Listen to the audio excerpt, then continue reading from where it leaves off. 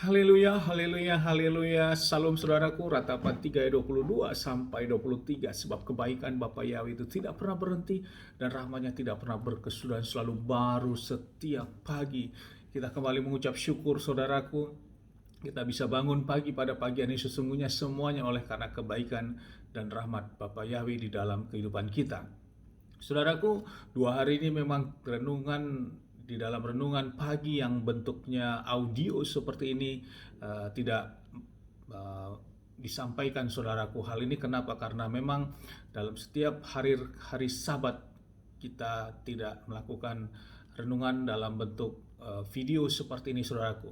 Dan kita baru saja juga melakukan hari Sabat, baik itu Sabat tentang hari raya ini saudaraku 2 hari yang lalu, yaitu pada hari Sabtu atau pada tanggal 27 Maret 2021. Itu adalah bertepatan dengan tanggal 14 Nisan, dan 14 Nisan itu adalah hari raya yang Bapak Yahweh perintahkan di dalam kitab Imamat 23 ayat 5 saudaraku, yaitu tentang hari raya Pesak. Dan kita melakukan hari raya Pesak ini atau Paskah ini saudaraku. Demikian juga pada hari raya hari Minggu, yaitu saudaraku itulah hari raya roti tidak beragi, itu masuk pada tanggal 15 Nisan itu saudaraku. Dan tanggal-tanggal ini semuanya tertulis.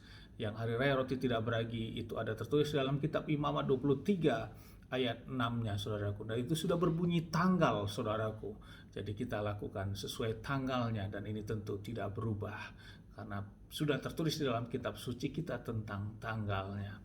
Baik saudaraku, sehingga pagi ini kita lanjutkan lagi untuk renungan Torah kita yang diambil dari kitab Paikra atau Imamat 7 ayat 34 yang berkata demikian.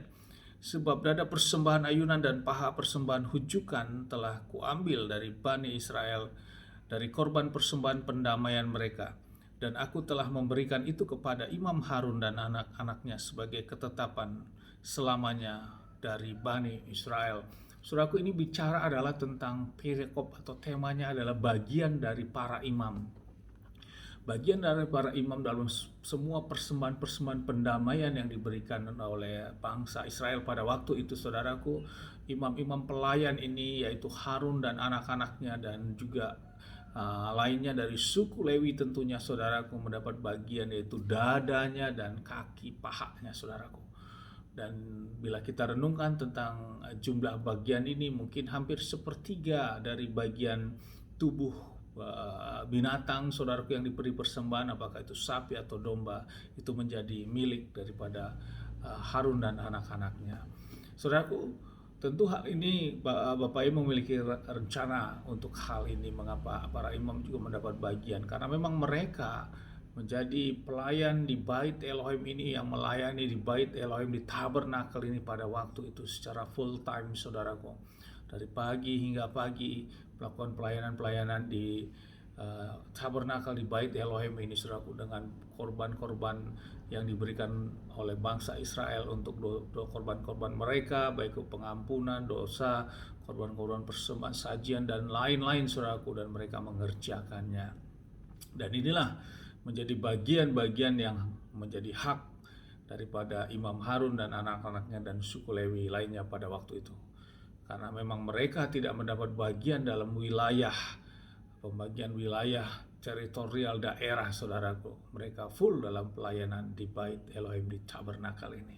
Saudaraku, bila ini dilakukan karena ini adalah rencana Bapa Yahweh yang sudah melakukan ini, dan ini menyatakan suatu ketetapan untuk selamanya saudaraku, pasti Bapa Yahweh memiliki rencana yang baik untuk semua ini.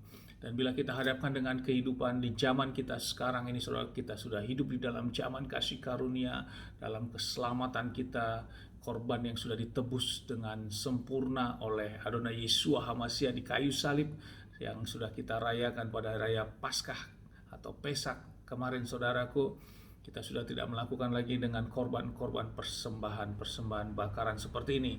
Namun dengan iman teguh kita percaya kita semua sudah dibeli dengan sudah lunas saudaraku, dibeli dengan sempurna oleh pengorbanan Adonai Yeshua HaMashiach. Dan di dalam kehidupan organisasi gereja Tentu di situ ada gembala, kemudian ada pengerja-pengerja yang di dalamnya adalah penilik jemaat ataupun diaken, saudaraku, yang disebut. Hal yang tertulis di dalam 1 Timotius 3, saudaraku, tentang julukan-julukan pengerja ini. Dan mereka juga bekerja dengan apa yang menjadi tugas dan tanggung jawabnya. Tentu semua ini juga merujuk kepada apa yang dinyatakan di dalam tabernakel ini, saudaraku, pelayan-pelayan di tabernakel sebagai contoh dan sebagai referensi tentunya kepada melakukan pelayanan-pelayanan di dalam kehidupan sekarang ini. Namun memang di dalam kehidupan sekarang ini pelayan-pelayan di gereja atau di kehilat masih ada yang full time dan ada yang tidak full time. Tentu ini juga menjadi pertimbangan-pertimbangan tentang bagian-bagian yang mereka harus juga mendapatkan haknya, saudaraku. Saudaraku, ini menjadi renungan, dan ini bila dijalankan dengan baik dan ini memang melakukan hukum Tuhan, pasti semuanya akan baik dan semuanya akan berjalan juga dengan baik, saudaraku. Dan Bapak Yai pasti juga akan memberkati karena Bapak Yai memerintahkan tentang hal ini, sehingga semua akan berjalan juga dengan baik sesuai dengan hukum-hukum Tuhan. Amin, haleluya. Sukses besar buat kita. Mari kita maju terus dalam iman, tetap kita berjuang, jangan buka celah. Dari tempat ini saya berdoa, Bapak yang memberkati dan melindungi kita semua. Bapak yang menyinari wajahnya kepada kita dan memberikan kita kasih karunia.